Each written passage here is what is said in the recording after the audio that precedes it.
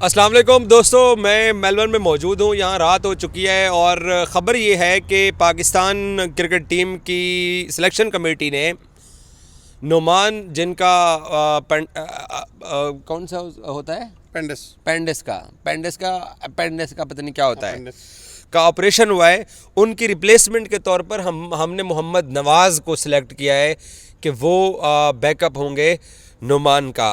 कहा यह गया कि जी इश्यूज़ हैं लॉजिस्टिक के, वीज़े के, तो इसलिए और कोई ऑप्शन बनता नहीं था और बैकअप में भी हमारे पास आज तो ये कोई नहीं था, तो इसलिए नवाज़ को रिप्लेसमेंट के तौर पर पाकिस्तान के टेस्ट स्क्वाड के अंदर बुलाया गया है।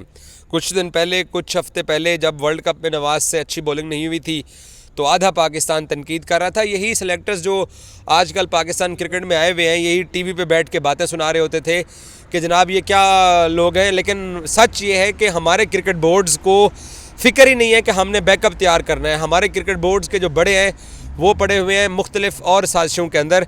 तो मेरे साथ सरदार औरंगज़ेब मौजूद हैं, इनसे बात करते हैं इस हवाले से। औरंगज़ेब भाई, मुझे बताएं, नवाज़ की रिप्लेसमेंट आपको कैसी लगी है? बिल्कुल भी अच्छी नहीं लगी। देखें, ये पाकिस्तान का फेलियर है कि बार बार आप वर्ल्ड कप में देखें, आप हसन अली को लेके आए, 12 महीने के बाद कोई परफॉर्मेंस नहीं थी। मुझे देखें उन 2021 से लेके नवाज़ जो है वो इन आउट हो रहा है, बुरी परफॉर्मेंस की वजह से कभी टीम में इन हो रहा है, कभी आउट हो रहा है।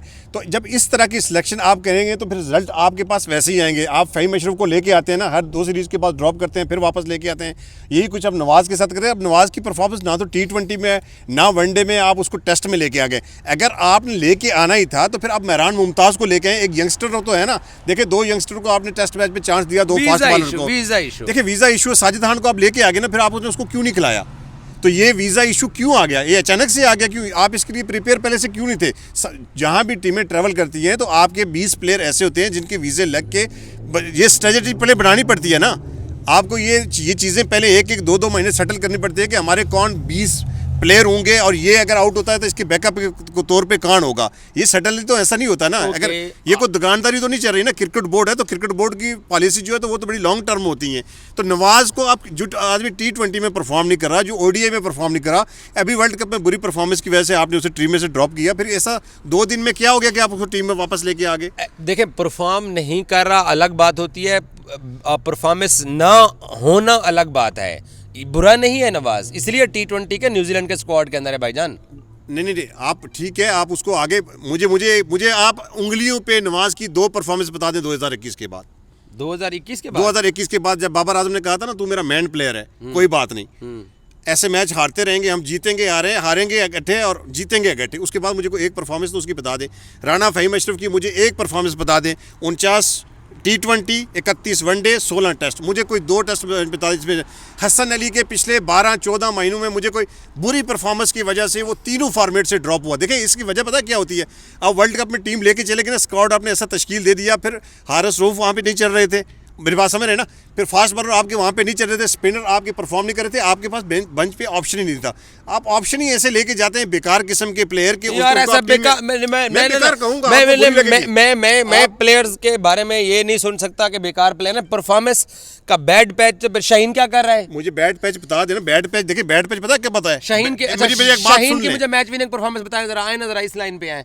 शाहीन की मैच विनिंग, बाबर की नेपाल की नहीं। मैं आपको बता देता हूँ शाहीन की, मैं आपको बता देता हूँ। आपको याद है इंडिया के खिलाफ जो मैच हम जीते थे UAE में, जहाँ पे पहले 2 ओवर में उसने 2 आउट करके पूरी टीम लिटा दी थी? ये कब की बात है? 2021 की बात है। उसके बाद तो आप नवाज की अगर 2021 से अब तक की परफॉर्मेंस गिन मुझे रहे हो, बताए ना, हसन की गिन रहे हो, तो मैं शाहीन की बताओ। मैं एक बता दिया आपने, आप मुझे एक कोई नवाज की बता दें। नहीं, नवाज आप एक फ़हीम अशरफ की बता दें, आप एक हसन अली की बता दें। शाहीन, देखा हसन मुझे बता देना। फ़हीम जहाँ तक है, फ़हीम खेलता है पाकिस्तान के सिर्फ टेस्ट मैचेस खेलता है। और हमने बाकी T20 सुन ले भाईजान, देखिए मेरी बात सुन लेना। आप कहते पहले मेरा बात 49 T20, 31, 32 ODI और 16 टेस्ट, ये सारे मिला के कोई 109 मैच बनते हैं। कोई 109 मैच में से मुझे कोई 2 इनिंग्स बता दें यार, किसी भी फॉर्मेट में। मैं बेकार इसलिए कह रहा हूँ कि एक प्लेयर लगातार 2, 3, 4 साल से परफॉर्म नहीं करके आ रहा है, नहीं करते हुए आ रहा है, फिर बार बार आप उसको सेलेक्ट कर लें तो उसको हम क्या कहेंगे? आप 2 यंगस्टर को आप लेके आए ना, आप मेरे पास से इत्तेफाक ना करें, आप सीनियर जर्नलिस्ट हैं, मुझसे बहुत ज़्यादा आपका एक्सपीरियंस है, मुझे तो जुमा 8 दिन हुए हैं। आप 2 यंगस्टर को लेके आए, उनने आपको परफॉर्म करके दिया, आमर जमाल ने पहली इनिंग्स में 6 आउट किए, खुरम शहजाद ने बॉलिंग बुरी तो नहीं की, गो के उसको 3-4 विकेटें मिली, लेकिन विकेटें तो अच्छी मिली ना। उनके साथ शहनशाह अफरीदी था, मैंने कहा शहनशाह अफरीदी को सुपरस्टार हो गए। शहनशाह अफरीदी भी विकेटें नहीं ले रहे, उनकी परफॉर्मेंस भी उस तरह की नहीं है। तो जब आप नए लड़के आपके परफॉर्म कर रहे हैं तो why not Mehran Mumtaz. Okay, वीज़े का प्रॉब्लम है, 2 दिन 4 दिन, ये मेलबर्न टेस्ट में नवाज भी आके नहीं खेलेगा, साजिद खान आपके पास ऑप्शन है, कम से कम आप सिडनी का टेस्ट दिमाग में रख के तो उसको बुला लेते ना। लेकिन सच ये है, लेकिन सच ये है कि हमारे बैकअप पे कुछ नहीं है। जो कुछ है हम जिन प्लेयर्स पे बैड पैच चल रहे हैं हम फिर उन्हीं को सिलेक्ट कर रहे हैं, ये सच है। यही मेरा पॉइंट है, यही मेरा पॉइंट है कि आप अगर इस तरह का जुआ खेलते हैं, मैं इसको जुआ ही कहूँगा ना, इस तरह की बिल्ड खेलते हैं, तो फिर आप एक यंगस्टर को लेके आए ना, कम से कम आगे के लिए 2 3 4 मैचों में वो टेस्ट तो हो जाएगा कि यार किस पानी में है वो, उसका वो ड्रेसिंग रूम शो करेगा, वो सीनियर के साथ घूमेगा फिरेगा, ग्राउंड में फील्डिंग करेगा, तो इससे उनका फ़र्क तो पड़ेगा। बहुत शुक्रिया सरदार औरंगज़ेब साहब की जज्बाती गुफ्तगू आपने सुनी है। ख़बर यह है कि नवाज़ जो हैं वो पाकिस्तान की टेस्ट स्क्वाड के अंदर आए हैं और टेस्ट स्क्वाड के अंदर उन्होंने रिप्लेस किया नोमान को, जिनका पेंडिस का ऑपरेशन हुआ है, और अब वो बैकअप के तौर पर नवाज़ को फौरी तौर पर पाकिस्तान से फ़्लाई करवा के यहाँ ऑस्ट्रेलिया बुलाया जा रहा है। Thank you so much.